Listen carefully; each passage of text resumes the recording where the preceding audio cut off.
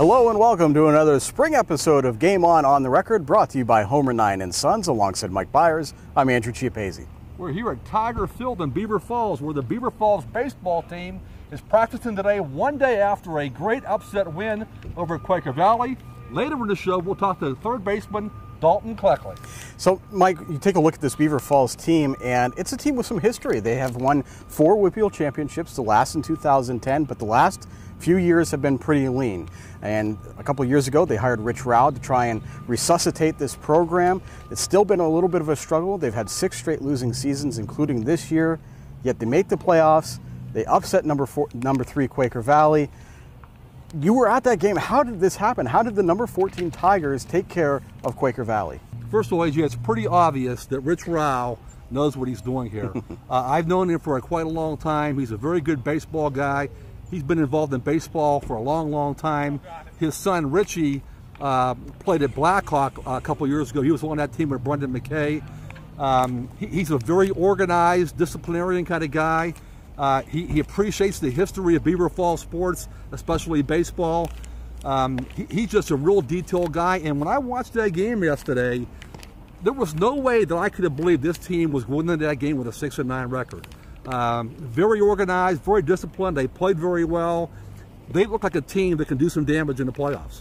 And it's very interesting that you mentioned the fact that they didn't look like a team with a losing record, because if you look at the games that they've played a lot of one-run games, a lot of close games, including close losses to Neshannock and Riverside, one-run losses to 2 of the best teams in Class AA. That tells me that maybe this team has a little bit more poise and composure that maybe is not indicated in their record. And AJ, also remember, this is a very young baseball team. They have 2 senior starters, but the rest are underclassmen, including 3 freshman starters, including a great center fielder in Dalen Brickner, who had a great game.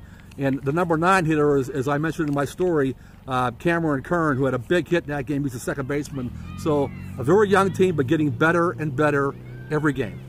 Well, joining us now to talk about Beaver Falls' upset win over Quaker Valley and their second round game against Keystone Oaks is junior third baseman Dalton Cleckley. Dalton, welcome to the show. Thank you. Dalton, we always talk about the 24-hour rule after a big win. You only have a short time to celebrate before the next game. You're playing again tomorrow. But just in review here, what was it like as a 14 seed to pull off that upset yesterday over Quaker Valley? I can honestly say it's probably one of the best moments I've ever had in baseball in my life. We were the underdog, so coming in and getting this win, it really meant a lot to us. I mean, people didn't believe in us, so I mean, I don't know. It was fun. It's a great win. Yeah. Well, and not only that, but you guys had not won a playoff game since 2010. It's been a little bit of a struggle to get things going here again at Beaver Falls. So what did it mean for you guys, who know the history here at Beaver Falls, to be able to get that first win since 2010? It meant a lot. For me, my brothers actually won the WPIAL championship in 2010. So for me to come down and finally get a playoff win since then, I couldn't be more happy. I mean, my team's playing well. We've been playing great the last end of the season, the back end of the season. So, I mean, it's real fun to be out here. I like it. Dalton, 2 years ago, Beaver Falls hired Richie Rao as the baseball coach. And, you know, before he got here, there was some lean years after that WPIAL championship team in 2010. But he wanted to change the culture. And even, for example, he took you guys to the library one time, look at the Beaver Falls baseball history there. Just what's your thoughts of what Richie's done here since he's been here, and why you guys getting better and better every year, you know? Coach Rao's been great to us. I don't even know where to begin, honestly. Since he's came here, he's took us all under his wing. He spent more time with us than I couldn't imagine. He puts more work into us than I think we honestly do. I mean, he wants it more than we do, honestly, I believe. So, I mean, it just means a lot to know that someone loves us that much and will come down and take their time out of their life to come out and help us out. It means a lot. You guys get a chance to play Keystone Oaks on Thursday.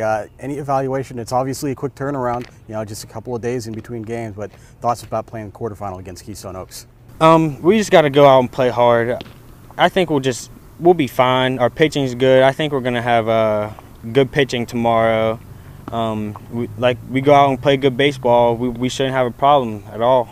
Good baseball takes care of the wins and losses. Dalton, thanks for your time today. Congrats on a great win yesterday.